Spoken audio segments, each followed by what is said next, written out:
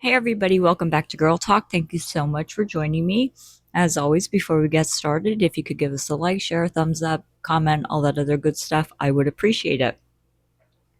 So, as you can see, there's a little bit of a scenery change. Um, and if you have been looking at the page at all, I am a huge lover of butterflies, and we're actually going to get into that and to why very shortly. Um, I just wanted to let you know before we get into chatting about today. Coming up, we actually have some really cool stuff planned. I want to go over the Jeremy DeWitt trial. Um, Not so much the trial, but phone calls from prison has the phone calls out, and this guy's just an idiot, um, which is why it's worth covering. For years, this guy has been in and out of trouble. He was on Dr. Phil. And long story short, he impersonated police officers many times, got busted many times. I think there were something with um, children in there, which that's not fun, of course. But we'll go over that. We have some health stuff coming up. We have general topics coming up. And in a little bit, it's going to be my daughter's 30th birthday. So we definitely got to give a shout out to her for her birthday. Like I said, that's coming up. So we'll do a whole stream just on her. So for today, I don't know about you guys, but I think a lot of people are struggling right now for whatever reason. That's me included. It's been a rough week and a half.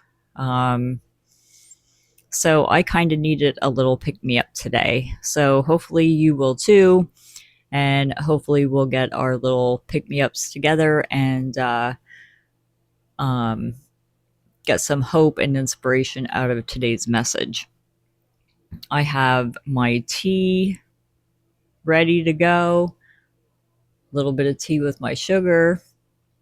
It's needed this morning, guys. It really is. So for today's quote, um, and this is going back 17 years. And the reason that I remember it so well is because yesterday was 17 years that my nan had passed away. And if you listen to my previous videos, Nan was such an important part of all of our lives. And she was the godfather of the bunch. And so yesterday was a rough day. But 17 years ago, I was on my way to work and I passed a church that had a sign out, and it always had really, really cool sayings on it. And I actually had this saying written down somewhere, but it just stayed in my mind all of these years. And the saying is, God doesn't always call the equipped, but he always equips the called. And when we think of that, I mean, when I saw that sign, I was going through a very, very rough time in my life. I knew that my nan was sick. We had hospice in for her. My mom was the main caregiver, and when I wasn't at work, I was over there. My daughter, she was 12, I think, 13. She was helping. My brother was helping. I mean, it definitely took a family, and we did come together as a family. And um, we were so blessed to be able to keep her at home and to keep her comfortable and things like that. And when I saw that sign, it gave me great comfort. And whether you believe in God or not, that's fine. I do. You don't have to. That's okay. If you believe in a higher power, great. If you don't, that's okay too. Um, if you believe in love, light, and good vibes, we'll take those too. Um, whatever you um, whatever you believe in. And I'm not here to put my religion on you or anything like that. It's just how I deal with things and how I um, have seen God in my everyday life. So, you can either take it with a grain of salt or take it to heart. That's up to you. But anyway, so again, going through a very rough time in my life. And like I said, we came together as a family. And it, growing up, I was baptized. I did my first Holy Communion. I was confirmed. I am Lutheran faith. And if you know about Lutheran, it's kind of the less strict, I'll say, of a lot of religions. Um, and we know you can read that Bible a million times, and I have read it. I even got, Bible for Dummies because the Bible is a hard read. My nan has read the Bible many, many times. And we talked about it the one time, and she said, um, every time when she would read a chapter, like every night she would read a certain part. And she said, you can get so many um, ideas or take it so many ways that it's just a very, very hard read. But we went to Sunday school and we went to Bible school, and I was confirmed, and you get your first communion and things like that. And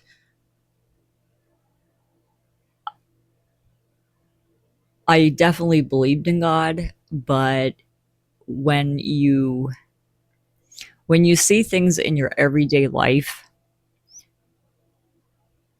it can't be that much of a coincidence. Like, it just can't. And and that's why I choose to believe. And one of the things with my nan, when we had the pastor come in to give her, um, last rites and things like that, um, it was really comforting. And I know how that sounds. But you could tell that you could tell she wasn't at peace, because the wrinkles on her forehead were very noticeable. Like, she wasn't frowning or anything like that, but you could just tell that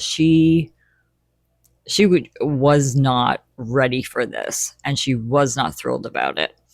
And at this time, she wasn't really talking too much. Like I said, we had a hospice and things like that, so she was on medication. But we had the pastor come in and give last rites, things like that. And we talked with the pastor when he came out, and we had gone in then. And if I didn't see it for myself, I wouldn't have believed it. Um, the wrinkles on her forehead were gone. And as a family, that brought us great peace because we knew that she was at peace. We knew that she was ready, and um, basically she finally accepted it. And um, I think that was something that was so important for her, and it was important for us. Now back to the butterfly. So in 2007, and it's really weird the way that life works sometimes. We're not supposed to bury our children. It's out of order. It's out of line. Um, it's just something as parents that we should not have to do. And unfortunately, my nanny had to do it, my nan had to do it, and my mom had to do it. And I just pray to God every day that I never have to do that. Um, and I don't even want to think about it, so I'm not going to. Um, but in 2007, my nan had to say goodbye to her only son. And honestly, I think that's why she did get sick. I think it was from the stress. Um, Again, my nan had pancreatic cancer, never drank, smoked a day in her life. So where did it come from? Um, I honestly think it was from the stress of having to bury her son. So when I was, I got a phone call at work, and again, we had hospice in, and my mom said, "Can you come to Nan's right after work?" And I knew something was wrong. And I said to her, I'm like, "What is wrong?" And she said, "Just come to Nan's." And you can't tell me that, right? Like, that's like writing me a note. Remember when you were growing up and before school, your parents would write a note and be like, "We need to talk when you get home." And you're like, "You can't do that to me. You cannot go a whole day with me having an anxiety attack and wondering, what the hell's going on." So I finally got it out of my mom that, and she didn't want me driving home knowing this, but the hospice nurse had come in and she said that there was 72 hours left. I said, "Okay, I'm going to leave work shortly and I will be over." And on my way home, my uncle's name was Wayne. And so I'm on my way home and I said a little prayer. And I said, if it's Wayne coming to get Nan, please show me a sign like a butterfly. And on my way home, I saw 3 butterflies. So that I knew that Wayne was gonna be a part of the welcoming committee. And after that, I've always seen a lot of butterflies. And if you believe in that type of thing or whatever, we always say that if a butterfly comes to you, you got a visitor. And I've had a lot of visitors, let me tell you. And they also say that if they land on you and they touch you, you know, they're saying hello and it's bringing you luck. And it was really bizarre because when I moved into my apartment after my divorce and things like that, I was so nervous. And I was getting ready to move and packing things up from my mom's, getting ready to come over. And there was a cooler. And on a cooler, on the cooler, landed a black and blue beautiful butterfly. And I do have a picture of it. And I kind of held my hand out and it just sat on my hand. And I knew everything was going to be okay. I figured that that was probably blue and black. I would have to say that I think my brother made an appearance there, because this was many years later after my brother had passed away that I had moved into my apartment. So, but just different things with butterflies. And I've always, in 17 years, um, there's just a lot of things that I have seen with butterflies and things like that. So that's where the butterfly story comes in and my love of butterflies. Um, the other thing is, we always say that we find God when we are going through really, really tough times in our life. And for me, that was true. I found God in a hospital bed. And not that God ever left me, and not that I never left him. Um, like I said, my faith was there. Say my prayers every night. Um, but it was Ash Wednesday, and I was in the hospital with my continuing first bout of pancreatitis. And the pastor came in. I didn't realize it was Ash Wednesday. And he said, I can't give you any liquid, meaning like, holy water or anything else, but would you like um, ashes on your forehead for Ash Wednesday? And I said, sure. Guys, I sat there and cried like a baby. I had, I was already at rock bottom.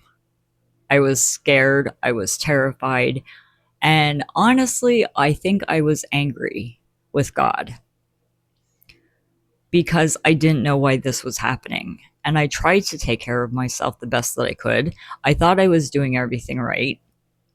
With my health, the reason that I don't drink, and a lot of people don't know this, is because my brother had passed from um,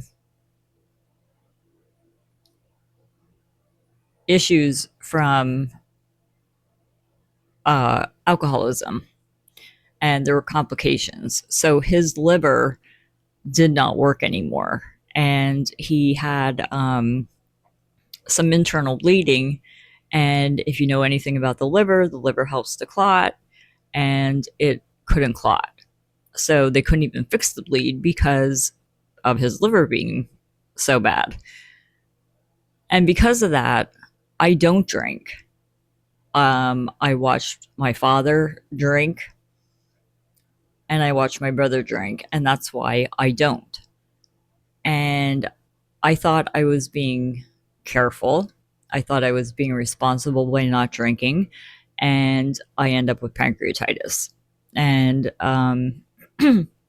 I always say now, like kind of as a joke, because you do get a morbid sense of humor, I should have partied a lot harder in my 20s, let me tell you, because if I would have known this, I would have made it worth it.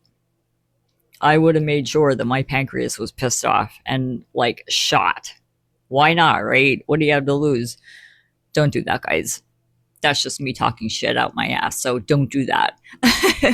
um, but anyway, so I get ashes on my forehead.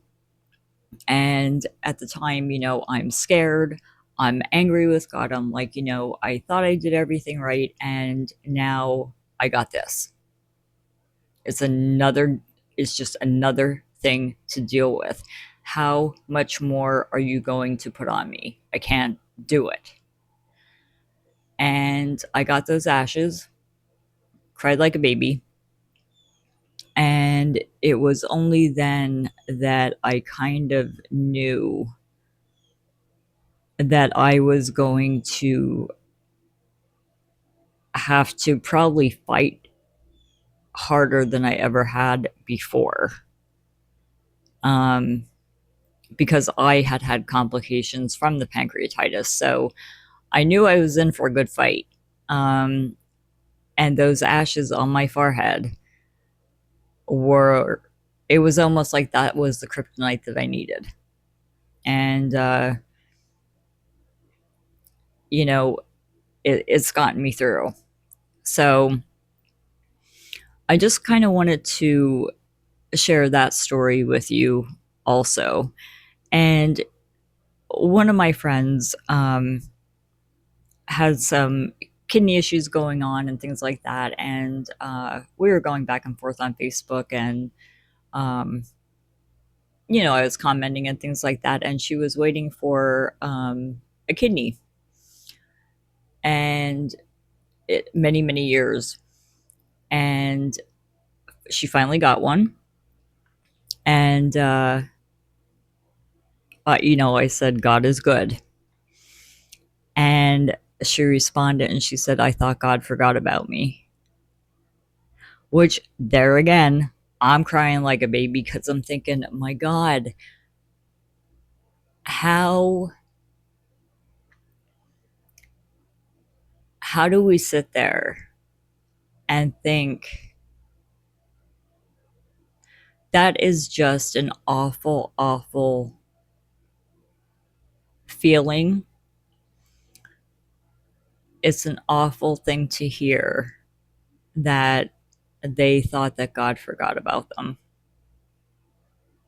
And it made me very, very sad that she felt this way. God doesn't forget. And I've learned this, that we're on his time.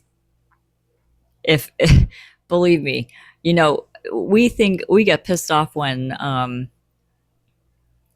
people don't go on our schedules, or we're inconvenienced or whatever. When it comes to faith, if you don't have patience, you'll find it quick, because it's not on your time. It's not about you. It's between you and God, but God is in control. And sometimes the answer is yes, no, or wait. And I've actually learned that from my nan. Um, that was one thing she always said. You got three answers: yes, no, wait. And sometimes we gotta wait. I'm not a patient person. And there's sometimes when it's like, how long you want me to wait here? Because I'm ready. Like, pick a side. Either fix what's broken, or bring me home. Like, what's going on here? Um, and we bargain, right? We bargain with God, and that doesn't work either. We have no room to bargain. It's not up to us. But the other thing, and this actually gave me goosebumps. My best friend, um, and we can blame science on this, but I don't know. Let's see what you think. My best friend and her husband tried having a baby for a very long time, and they did fertility treatments. They went to, you know, how many different doctors, um, traveled to different doctors and things like that.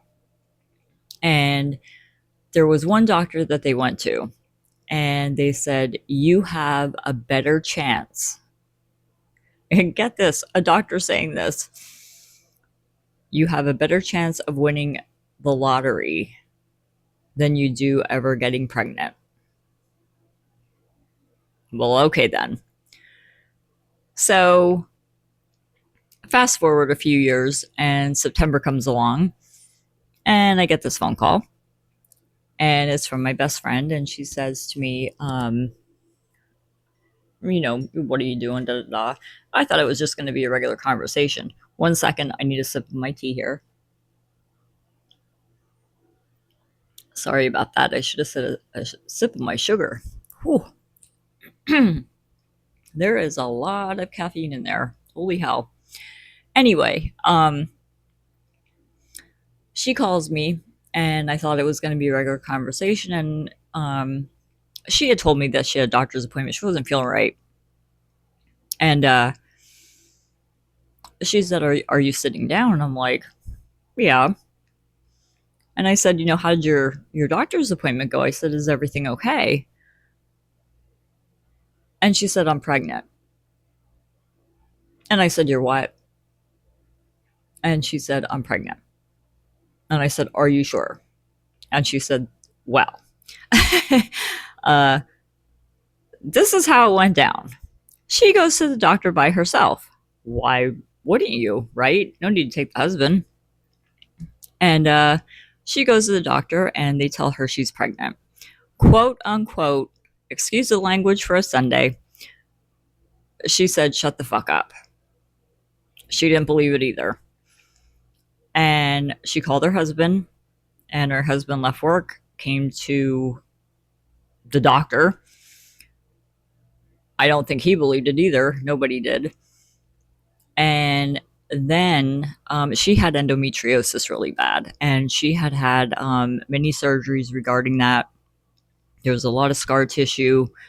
Um, so they didn't know how this pregnancy was going to go. And um, they didn't think that she would even be able to carry because there was nothing to really hold the baby in. Um, so they didn't know. And she continued to work and she felt good and things like that.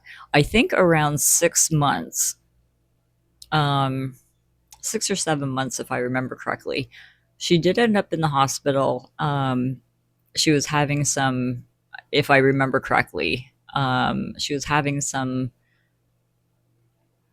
cramps and things like that going on. And they did have to give her some steroids for the baby because if he would have had to be delivered then, um, things were pretty formed, but the lungs were not. So, they wanted to um, make sure everything was okay there. And, they gave her medicine. She was on bed rest and things like that. Long story short, May comes along and I'm heading up to see my godson, who just turned the double digits of 10 and is absolutely perfect. Now, you tell me how, after all of that and all those years of trying, and the doctor, let's not forget about the doctor saying you have a better chance of winning the lottery. And by the way, this was a really, really good specialist um, that said it. And how crazy is that? And when we hear stories like that, yeah, I guess we could call it science, but you know what? I think there was a little bit more involved in there. Um, and like I said, he's just perfect. And they're the perfect parents. Of course, after that, she did have to have another surgery. There will never be any more children. But when you have one perfect one, that's all you need, right? So I just wanted to jump on and if you're having a hard time these past couple weeks, we'll get through it, guys. One of my favorite sayings is you and God got this. And we will get through it together, as we always do, right? We just keep pushing through.